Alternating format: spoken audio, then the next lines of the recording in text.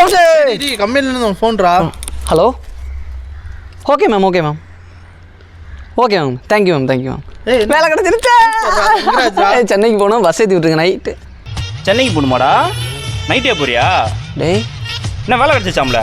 டேய் ஆமாடா. எவ்வளோ சம்பளம் சொல்லியிருக்காங்க? டேய் என்னடா அவன் நைட்டே போகணுமா இவன்?